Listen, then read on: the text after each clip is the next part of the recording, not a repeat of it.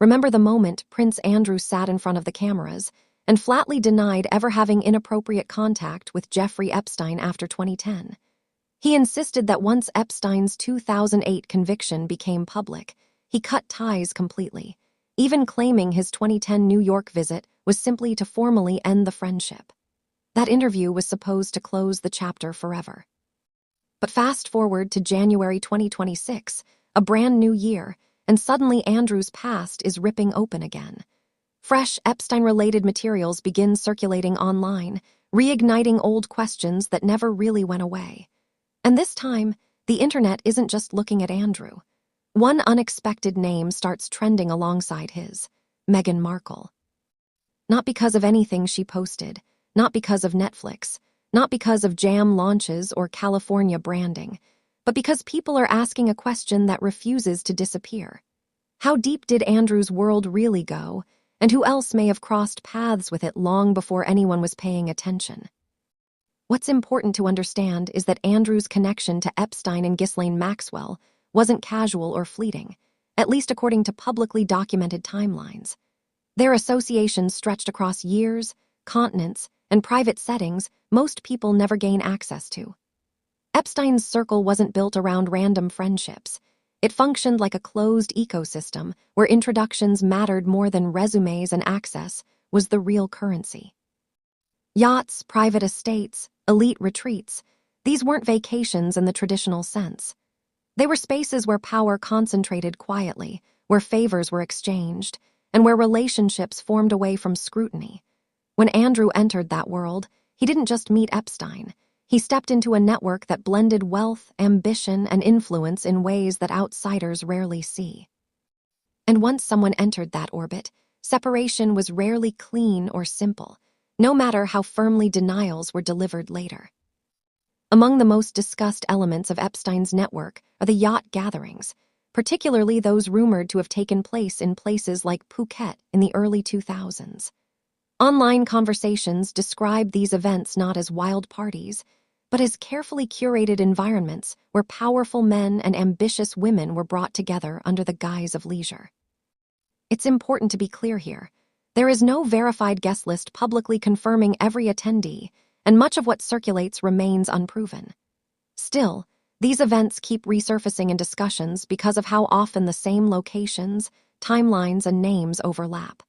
When photos from these trips circulate, many blurry, many incomplete, people inevitably start comparing faces, ages, and appearances. That's where speculation takes root, especially when official records are thin and silence fills the gaps.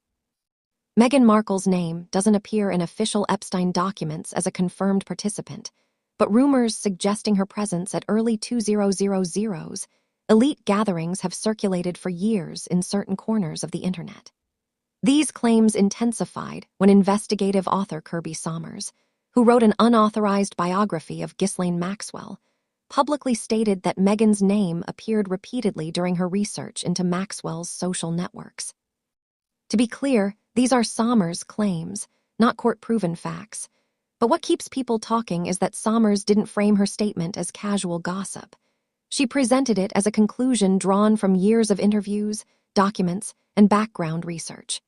That alone was enough to spark renewed curiosity, especially when Andrew's scandal once again dragged Epstein's social world back into the spotlight. One name consistently resurfaces whenever discussions turn toward elite introductions and Meghan's rise: Marcus Anderson. Publicly, Anderson is known as a senior figure within Soho House, a private members club built on exclusivity, networking, and proximity to wealth. Documented facts show that he later played a role in Meghan's social circle and was instrumental in introducing her to Prince Harry. Online speculation, however, goes further, pointing to photographs from the early 2000s that allegedly show a man believed to be Anderson attending yacht-based events linked to elite figures.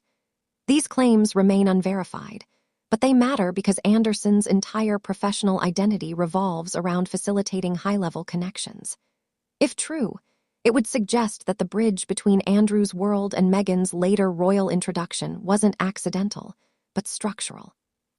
Public records show that in the early 2000s, Meghan was a struggling actress, navigating auditions, small roles, and financial instability like thousands of others in Hollywood.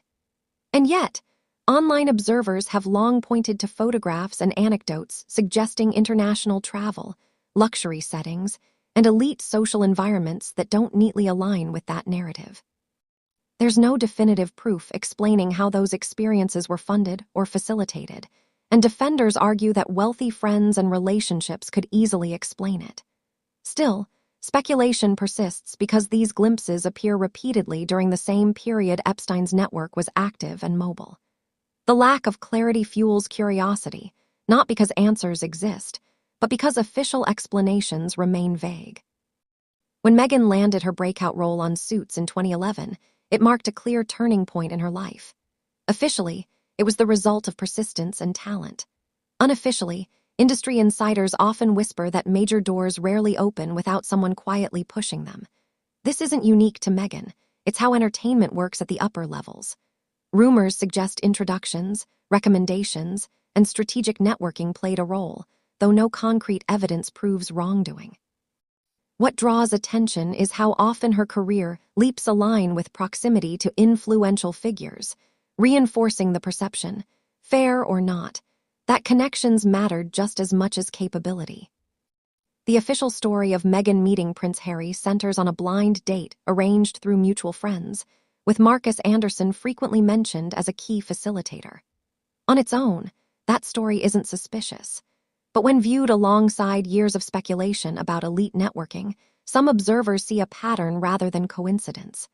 This doesn't mean the relationship wasn't genuine, but it raises questions about preparation versus chance.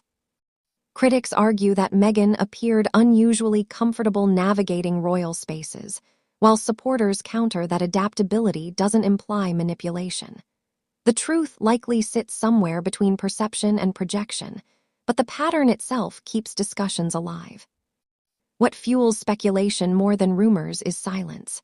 Historically, Buckingham Palace has moved swiftly to deny false claims about members of the royal family when stories cross certain lines. Yet when yacht-related allegations and early network rumors involving Meghan surfaced, the palace largely stayed quiet. Silence isn't proof of guilt, but it does leave room for interpretation. Some believe the palace avoided engagement to prevent amplifying fringe claims. Others believe silence reflects uncertainty or legal caution.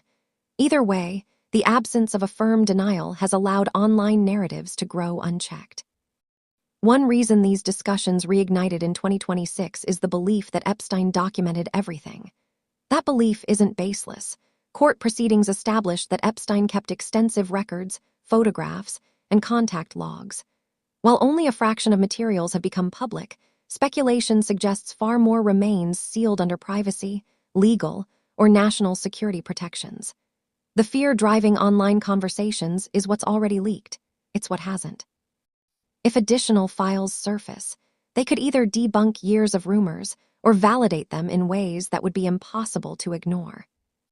Observers often ask why Meghan hasn't aggressively denied these claims or pursued legal action against those making them. One explanation offered by commentators is that engaging directly risks legitimizing fringe narratives. Another theory suggests that denial invites scrutiny, discovery, and documentation requests that could spiral beyond control. Silence, in contrast, allows rumors to fade naturally, unless external events like Andrew's scandals revive them. Again, this is interpretation, not evidence, but it explains why quiet strategies are often chosen in high-risk reputational situations. Ghislaine Maxwell's conviction and imprisonment introduced a new layer of speculation. Some reports have claimed that Maxwell possesses documentation detailing social interactions and introductions spanning decades. These claims remain unverified, but the idea persists because information has value, even behind bars. If Maxwell documented networks meticulously, as Epstein reportedly did, then records could theoretically exist that clarify who crossed paths where and when. Whether such records implicate anyone beyond already known figures is unknown, but the possibility alone keeps speculation alive. If even part of these rumors were substantiated, it would radically reshape public understanding of Meghan's rise and her relationship with the royal family. It would challenge the narrative of innocence, randomness, and victimhood that has defined much of her public image. It would also explain why palace insiders may have been uneasy and why tensions escalated so quickly behind the scenes. This is hypothetical, not established fact, but it underscores why the stakes feel so high whenever Epstein's world resurfaces. At its core, this story persists because too many timelines intersect, too many names recur, and too many questions remain unanswered. Prince Andrew's downfall reopened doors many hoped were sealed forever. Kirby Sommer's claims added fuel. Marcus Anderson's documented role as a connector keeps resurfacing. And Meghan's silence, whether strategic or coincidental, allows speculation to breathe. None of this proves guilt. None of it confirms attendance. But in worlds built on secrecy, access, and power, unanswered questions can be just as destabilizing as confirmed truths. The real question isn't whether secrets exist, it's whether time, documents, or testimony will ever force them into the open. And history suggests that secrets tied to power rarely stay hidden forever.